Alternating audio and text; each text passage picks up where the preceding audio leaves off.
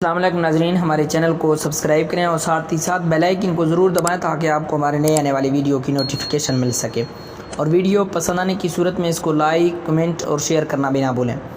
سب نے دیکھا کہ بنو قرظہ کے لوگ قلعے سے باہر آ رہے تھے۔ محاصرے میں سے کسی کو بھاگ نکلنے کا موقع نہ ملا۔ مورخوں نے لکھا ہے کہ یہودیوں کی تاریخ فتنہ و فساد اور بدعہدی سے بھری پڑی تھی۔ اسے خدا کی دھتکار ہوئی قوم کہا گیا تھا۔ ان کے ساتھ جس نے بھی نرمی برتی اسے یہودیوں نے نقصان پہنچایا۔ چنانچہ بنی قرظہ کو بخش دینا بڑی خطرناک حماقت تھی۔ مسلمانوں نے اس قبیلے کے ایسے تمام آدمیوں کو قتل کر دیا جو لڑنے کے قابل تھے، اور بوڑھوں، عورتوں اور بچوں کو اپنی تحویل میں لے لیا۔ دو مورخین نے لکھا ہے کہ رسول کریم صلی اللہ علیہ وآلہ وسلم نے بنو قرظہ پر فوج کشی کی تو یہودیوں نے بڑا سخت مقابلہ کیا۔ مسلمانوں نے 25 روز بنو قرظہ کو محاصرے میں لیے رکھا۔ آخر یہودیوں نے رسول کریم صلی اللہ علیہ وسلم کو پیغام بھیجا کہ سعد بن معاذ کو ان کے پاس صلح کی شرط طے کرنے کے لیے بھیجا جائے۔ چنانچہ سعد بن معاذ گئے اور یہ فیصلہ کرائے کہ بنو قرظہ کے آدمیوں کو قتل کر دیا جائے اور ان کی عورتوں اور بچوں کو مال غنیمت میں لے لیا جائے۔ جن یہودیوں کو قتل کیا گیا ان کی تعداد 400 تھی۔ زیادہ تر مورخین نے لکھا ہے کہ بنو قرظہ نے مقابلہ نہیں کیا اور اپنے کیے کی سزا پانے کے لیے قلعے سے نکل آئے۔ مدینے میں یہودیوں کی قتل عام کے ساتھ ساتھ یہ ذکر دلچسپی سے خالی نہ ہوگا کہ اس سے پہلے مسلمانوں نے یہودیوں کے دو قبیلوں بنو نذیر اور بنو قینقاع کو ایسی ہی بدعہدی اور فتنہ پر ایسی ہی سخت سزا دی تھی۔ ان قبیلوں کے بچے کچھ یہودی شام کو بھاگ گئے تھے۔ شام میں ایرانیوں کی حکومت تھی۔ ایک عیسائی بادشاہ ہرقل نے حملہ کر کے شام پر قبضہ کر لیا۔ یہودیوں نے اس کے ساتھ بھی بدعہدی کی۔ ادھر مدینے میں مسلمان بنو قرظہ کو قتل کر رہے تھے، ادھر ہرقل بنو نذیر اور بنو قینقاع کا قتل عام کر رہا تھا۔ ایک حدیث میں جو حضرت عائشہ کے حوالے سے ہشام بن عروہ نے بیان کی ہے کہ سعد بن معاذ کے فیصلے کو رسول کریم صلی اللہ علیہ وسلم نے قبول فرما لیا اور بنو قرظہ کے یہودیوں کو قتل کر دیا گیا تھا۔ ہشام بن عروہ نے یہ بھی کہا ہے کہ ان کے والد بزرگوار نے انہیں یہ واقعہ سنایا تھا کہ سعد بن معاذ کو سینہ میں برجی لگی تھی جب بنو قرظہ کو سزا دی جا چکی تھی، تو رسول کریم صلی اللہ علیہ وسلم کے حکم سے سعد بن معاذ کے لیے مسجد کے قریب ایک خیمہ لگا کر اس میں انہیں رکھا گیا تاکہ ان کے زخم کی دیکھ بھال آسانی سے ہوتی رہے۔ سعد بن معاذ اس خیمے میں لیٹ گئے، لیکن بیٹھتے انہوں نے خدا سے دعا مانگی کہ ان کی ایک ہی خواہش ہے کہ ہر اس قوم کے خلاف لڑیں جو اللہ اور رسول کریم صلی اللہ علیہ وسلم کو نبی نہیں سمجھتی، مگر لڑائی ختم ہو چکی ہے۔ انہوں نے خدا سے التجا کی کہ اگر میرے نصیب میں کوئی اور لڑائی لڑنی ہے تو مجھے اس میں شریک ہونے کے لیے زندگی عطا فرمائے۔ اگر یہ سلسلہ ختم ہو گیا تو میرے زخم کو کھول دے کہ میں تیری راہ میں جان دے دوں۔ سعد بن معاذ کی یہ دعا 3-4 آدمیوں نے سنی تھی، لیکن انہوں نے اسے اہمیت نہیں دی تھی۔ صبح کسی نے دیکھا کہ سعد بن معاذ کے خیمے سے خون بہہ کر باہر آ رہا تھا۔ خیمے میں جا کر دیکھا سعد بن معاذ شہید ہو چکے تھے۔ انہوں نے خدا سے شہادت مانگی تھی، خدا نے ان کی دعا قبول کر لی، ان کے سینے کا زخم کھل گیا تھا۔ بنو قرظہ کی تباہی کی خبر مکہ پہنچی تو سب سے زیادہ خوشی ابو سفیان کو ہوئی۔ خدا کی قسم، بنو قرظہ کو اس بدعہدی کی سزا ملی ہے جو اس کے سردار کعب بن اسد نے ہمارے ساتھ کی تھی۔ ابو سفیان نے کہا اگر اس کا قبیلہ مدینے پر شب و خون مارتا رہتا تو فتح ہماری ہوتی اور ہم بنو قرظہ کو موت کی بجائے مال غنیمت دیتے۔ کیوں خالد، کیا بنو قرظہ کا انجام بہت برا نہیں ہوا؟ خالد نے ابو سفیان کی طرف ایسی نگاہوں سے دیکھا جیسے اسے اس کی بات اچھی نہ لگی ہو۔ کیا تم بنو قرظہ کے اس انجام سے خوش نہیں ہو؟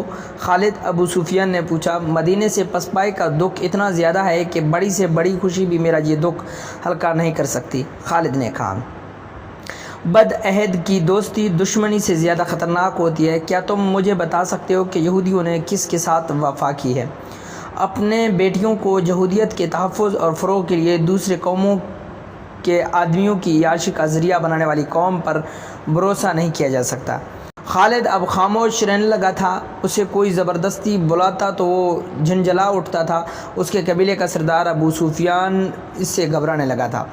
خالد اسے بزدل کہتا تھا۔ خالد نے اپنے آپ سے عہد کر رکھا تھا کہ وہ مسلمانوں کو شکست دے گا، لیکن اسے جب میدان جنگ میں مسلمانوں کی جنگی چالیں اور ان کا جذبہ یاد آتا تھا تو وہ دل ہی دل میں رسول کریم سے ان کو خراج تحسین پیش کرتا تھا۔ آج جب وہ مدینے کی طرف اکیلا جا رہا تھا تو اسے معرکہ خندق سے پسپا یاد آ رہی تھی۔ اسے غصہ بھی آ رہا تھا کہ وہ شرمسار بھی ہو رہا تھا۔ اسے یاد آ رہا تھا کہ اس نے 1 سال کس طرح گزارا تھا۔ وہ مدینے پر ایک اور حملہ کرنا چاہتا تھا، لیکن اہل قریش مدینہ کا نام سن کر دہک جاتے تھے۔ آخر اسے اطلاع ملی کہ مسلمان مکہ پر حملہ کرنے آ رہے ہیں۔ اسے یہ خبر ابو سفیان نے سنائی تھی۔ مسلمان مکہ پر حملہ کرنے صرف اس لیے آ رہے ہیں کہ ہم نے ثابت کر دیا ہے کہ قبیلہ قریش محمد صلی اللہ علیہ وسلم سے ڈرتا ہے۔ خالد نے ابو سفیان سے کہا، کیا تم نے اپنے قبیلے کو کبھی بتایا ہے کہ مسلمان مکہ پر حملہ کر سکتے ہیں؟ کیا قبیلہ حملہ روکنے کے لیے تیار ہیں؟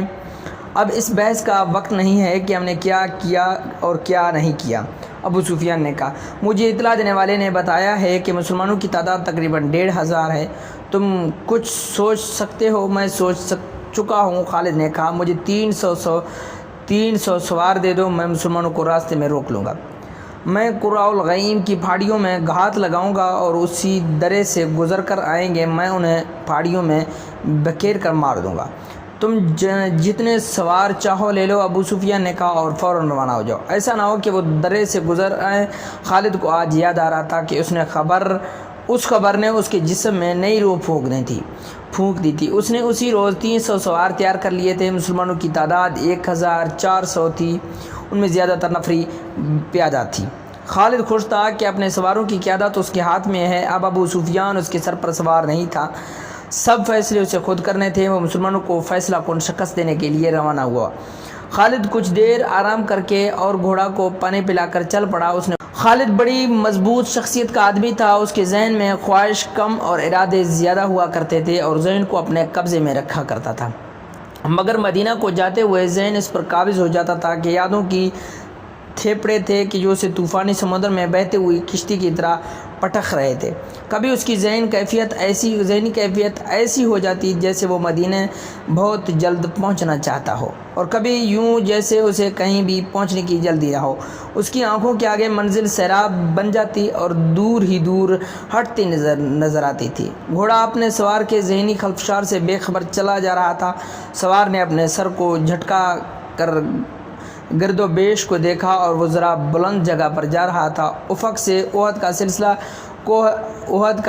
کوہ اور اوپر اٹھا آیا تھا۔ خالد کو معلوم تھا کہ کچھ دیر بعد ان پہاڑوں کے قریب سے مدینے کے مکان ابھرنے لگیں گے۔ اسے ایک بار پھر خندق اور پسپا یاد آئی۔ اسے مسلمانوں کے ہاتھوں 400 یہودیوں کا قتل بھی یاد آیا۔ بنو قریظہ کی اس تباہی کی خبر پر قریش کا سردار ابو سفیان تو بہت خوش ہوا تھا، مگر خالد کو نہ خوش ہوئی نہ افسوس ہوا۔ قریش یہودیوں کی فریب کاریوں کا سہارا لے کر محمد صلی اللہ علیہ وسلم کے پیروکاروں کو شکست دینا چاہتے تھے۔ خالد کو خیال آیا کہ اس نے اپنے ماتھے پر ہاتھ پھیرا، جیسے اس خیال کو ذہن سے صاف کر دینا چاہتا ہو۔ اس کا ذہن پیچھے ہٹتا جا رہا تھا۔